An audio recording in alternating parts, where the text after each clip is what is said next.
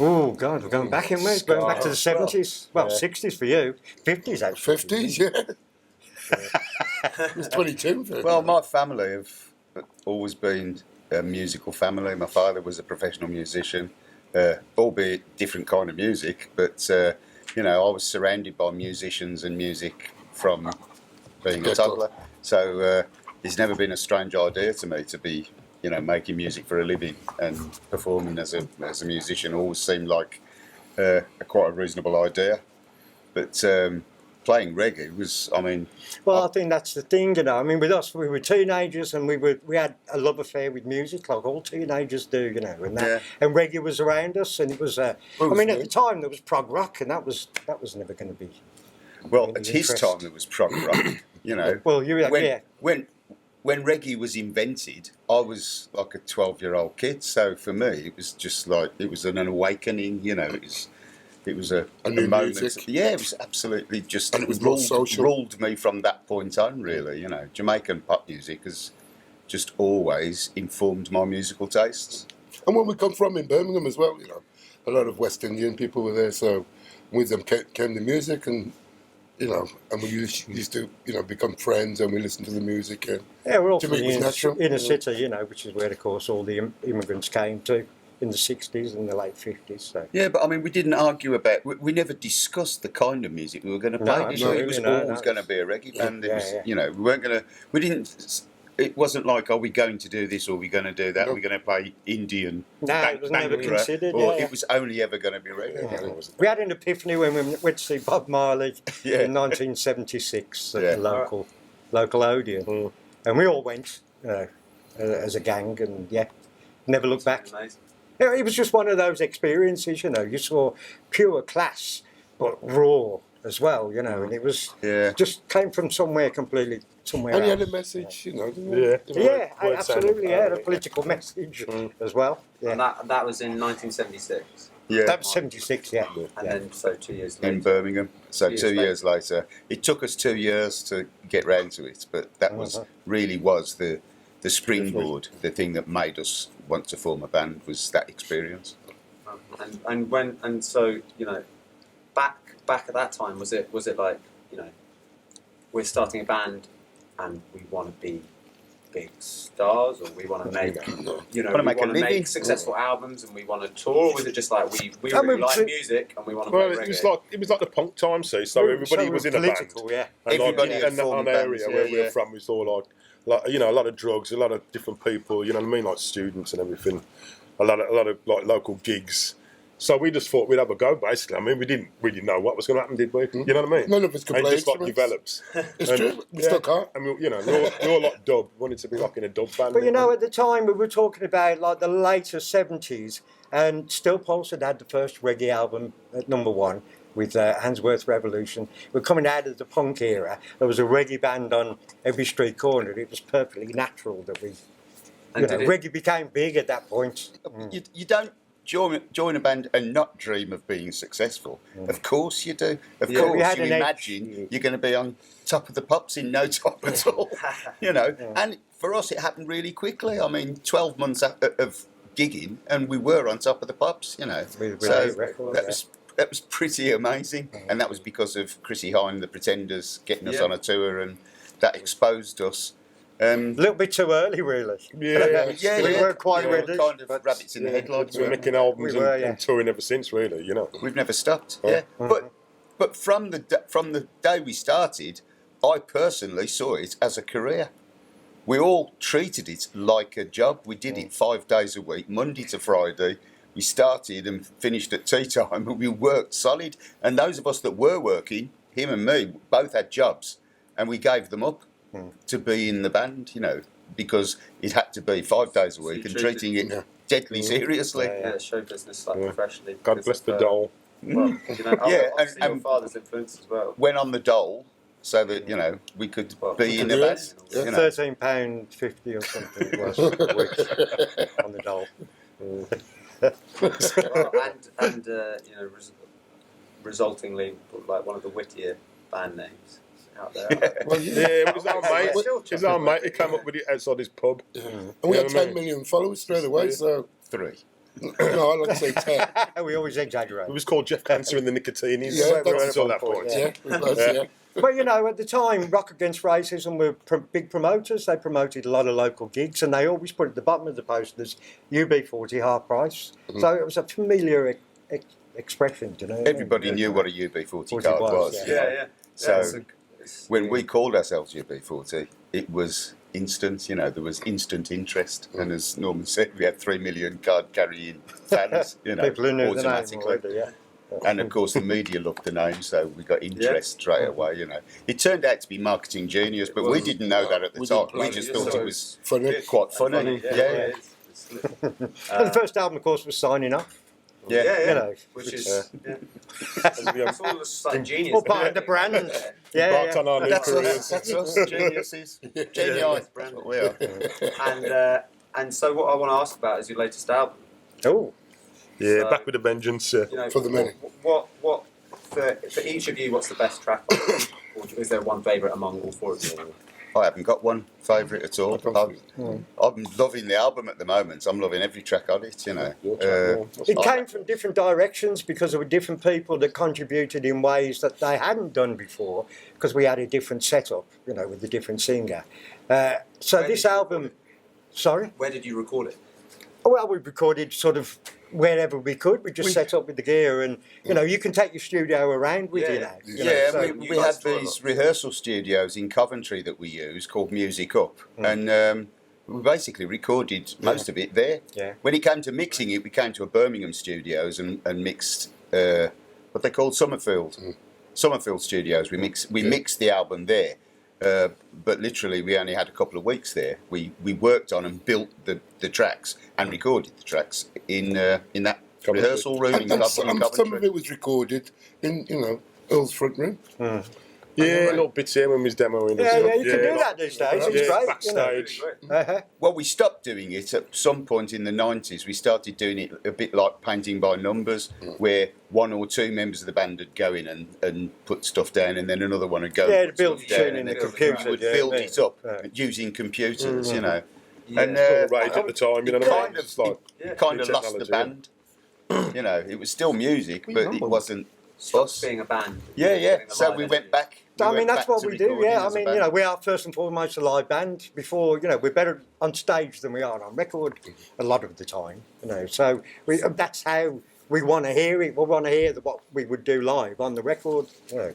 We're not producers. And we don't read and write music either, so we compose together when So we're none of jamming you can as a read band.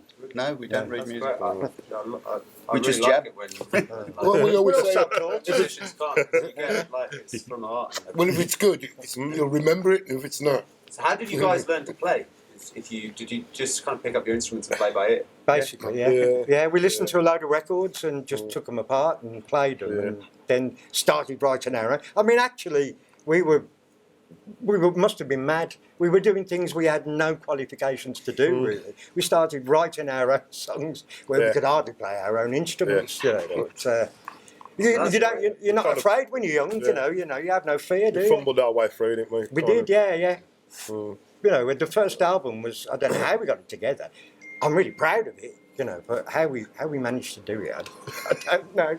Yeah, but I mean, we weren't musically trained, but we were musical. We know what You we know, wanted, as simple yeah. as that. Yeah. We were Yeah. a collection We of, were writing babies. musical guys who Yeah. became musicians. Yeah, and we met at art school. We went to a special art school from the age of 11, which is where half the band met, me and him, and Brian. the guy And you that's have not no here, name. and Ali- Ali as well. And Ali we used to left go around his and house at lunchtime to smoke. And not go back to school in the afternoons and stuff, you know. And of course, And he was the listen to brother, and Yeah. so we knew each other from the age of 11. Yeah, you know. we're from the Peaky Blinders area, Small Leaf. Small East, yeah, You know what I mean? yeah. That's what I put that in Yeah. there, like. Yeah. It's like really cool now, the Peaky Blinders. Is that explaining your hat? It's not No, cool not really, at all. no. It's I just really love Peaky shit. Blinders. It's great since Spark Work. Yeah. Sounds great. I just like hearing Small Leaf on the big screen. It sounds good. So it's And so you're about to go out on tour Again. Yeah. And do you still love playing live? I mean, you already mentioned that. You know, you That's see what we yourselves do. as more of a Yeah. live band. Than That's what we do and have done for 40 years. You know, we whenever we're in the studio, you just can't wait to get out and play your new stuff to your audience, to the fans. You want to get their approval, really, because you're always so happy with your new stuff that you're desperate to go and play it to people who are going to appreciate it. So yeah, that's what we do. We get out on the road, we flog it to death, and then we get absolutely knackered and come home and start making another record. That's what we do. It's a constant vicious cycle. But we've done it for that long that we're at home on stage. I mean, all the nerves went many decades ago. And I look forward to getting on stage, and it's something we know we can do, and you're going to get the audience. It never fails. I say that one day it will. I'm sure it will, but it never fails, and it's such an uplifting experience. You look forward to doing it, because you feel great when you get off. Absolutely. We've got such a faithful, a loyal, hardcore following all over the world, really. Everywhere we go, we always get, a lot of the same faces coming, gig after gig. Bringing their kids. Of course, they're bringing their kids, and their kids are bringing their kids, so we're getting 3 generations of fans now.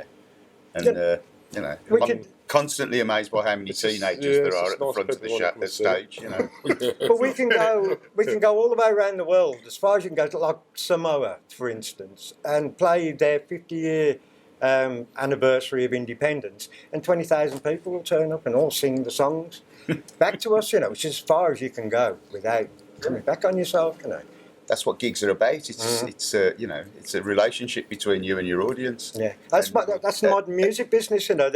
Records aren't worth anything because anyone can make one in their own bedroom, but not everyone can get up live and perform as a band. It kind of separates. Yeah, we like big gigs as well, though. We like festivals, isn't it? We like perfect festival band. We can usually suck it to them in like an hour, which is what you usually get. Yeah, and we still hold the live record in South Africa. We played to 70,000 people a night for 3 nights. It's really great being a member of this band, I have to say.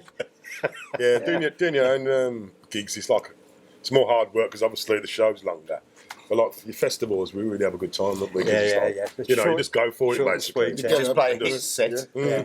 And Greatest it hit must go set. down an absolute treat. Yeah, because we can play 10 well-known hit records. The big hits, even among casual listeners, are huge. Yeah, we are And very lucky to have, massive worldwide hits. 40 odd top 40 hits. So it's very easy for us to play a greatest hit set, And But obviously, it's like Robin said, it's nice to play new stuff, Yeah, we want to play new stuff, but we could coast on old stuff all the time. Yeah, but we but don't want to it do just that. stops you being a cabaret act. Exactly, doesn't it? yeah. When you have something new to play, and something new to play to your audience, it stops you being a cabaret act. And I think this new album's a bit darker, got a bit more punch to it. It's more political than the love songs that we do, that we're known for. Do you know what I mean? Well, I noticed a track that's on the set list for the new tour is called Trumpy. It's actually called Bulldozer, but it's about Trumpy. So I can get me visa to go to America. We just don't approve of him, basically. He's not a very nice person. Let's put it that way. Don't like his politics. Yeah. So All these cold and that was one of the reasons why we kind of got fired up for this album, isn't it? Because obviously mad things going on in the world. Let's say all these things are happening. So obviously it's a perfect time for us to start, venting some of our, concerns. We've never stopped venting. That's what we do. People seem to think that we stopped writing political songs in the 80s, but we've done 20 odd albums, and four of them were albums of cover versions that happened to be very commercially successful. But the other albums have got a mixture of all sorts, and we've never stopped venting. We've never stopped being political. We never will, because there's enough in the world to be angry about, A Chinese curse says, "May you live in interesting times." And we live in very interesting times right now. But I like it, I mean, this time 20 years ago, I might have said to myself, well, things ain't going to change that much in my lifetime. Tony Blair was empowered and everything seemed to be ticking over, I didn't like him, but it didn't seem like we were on the edge of falling apart. Whereas I think now, things have shifted and they are less secure. So in a way, that's good. You know, the fact that Trump exists in a way is good because it's a cat amongst the pigeons. You know, it's breaking down the status quo, which I think is the worst thing possible, is to keep the status quo. So I'd just like to say that is Jimmy. that's me. It's talking. Yeah. He likes chaos. Yeah. I don't think yeah. there's anything good about it myself. I don't think there's anything good about, you know, thousands of people dying, which is what's happening in our country now. You know, Yeah. what is it? No, absolutely. Yeah, Fifth, no, I sixth agree, yeah. richest country in the world, and we've got people dying on the streets. No name. People dying waiting for hospital beds. You know, There's the and, toys and for you. what we're worried about is immigrants. Yeah. You know, we complained 40 years ago. Our whole career was built on moaning about politics, you know. And We're still doing it. we were dead right then. You know, we were saying it's going to end in tears. And that's where we are now. You know, it's ended in tears. Yeah. No, it's a few mixture. love songs. It's a Yeah, mixture. some There's love a few songs. love songs on there, Yeah. as usual. You know, we're always trying to write love songs because we were never very good at it. But I think we're getting a bit better now. So we still write a few love songs. But yeah, it's a mixture, like it always has been. And when you're doing the political songs, you know, how do you bring out those messages musically? We don't do it musically. What we do No, is we- we do the focus same on music. We contradict it musically very often. You know, we're playing something that's quite happy and uplifting, So you whereas the listen to words it properly. themselves are quite depressing. Yeah. We do a track called "Love Is All," and everybody thinks it's a love song, and it's anti-love. You know, Yeah. it's saying actually love's not good enough. So, but does that matter? You know, really, in the end, they've turned fucking John Lennon's "Imagine" into a hymn. You know, it's become a hymn in the consciousness, isn't it? So, there you Yeah, go. and that Love Is All was actually written as an answer to All You Need Is Love. Yeah. Exactly. was- Yeah. A Lennon song again, wasn't it? So after the UK, what are you going to be? Are you going to be going on another world tour before? Yeah, it starts yeah, again? we've got loads Where of are you going to be stuff. playing after that? We're in Europe after the British tour. We've got French and Greek and Dutch and Yes. Spanish Yeah. gigs. You know, we've got all sorts of European gigs. And then we're in America, August, September. So If we you get know, in. if trouble lets Yeah, us in, Yeah. we'll Might be get in banned. America. But yeah, that's, you know, we will just be constant. You see, we are celebrating our 40th year, and we started celebrating it last summer, and we'll continue through this year, Probably this year, just yeah. constantly celebrating our 40 years. But you know, that's how our kids are growing up. That's what Dad does. You know, that's we got grandkids now. You know, that's Yeah. that's how we make a living. Yeah, well, you know, I look forward to you celebrating your 50th anniversary. Oh, let's get Well, through some the of us 40th might make first, it. You mate. never know. Yeah. Hope we make it. Yeah. I feel knackered just thinking about it. Yeah. We're taking a book on who's going to drop next, aren't we? We're We're gonna have taking a- odds. Yeah, what bit's going to fall off? Yeah. Yeah. What, He's going to lose their ability to play because they've got Trying to senile. talk to you here. What? No, I'm sorry. No, go on. I told you. But then again, look at the Rolling Stones, man. I mean, Yeah, how old are they? absolutely, yeah, they've got About 20 years 1,000 on old, us. yeah. I remember They look great. the Rolling Stones hitting 50 and thinking, Oh, God, how could they possibly be doing that at the age of 50? And here you are, I 75. was 20 something then. Yeah, time's gone quick.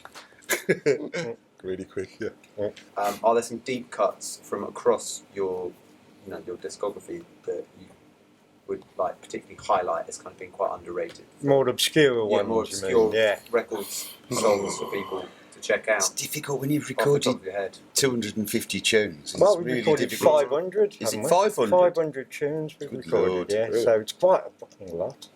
You sure? Yeah, it was, what's it? Norman, what's it? Oh, Your Dean Langley. namesake. Yeah. Langley. He did Well, 550, I think it was. The thing is, you play your commercial ones because that's the ones that your audience want to hear.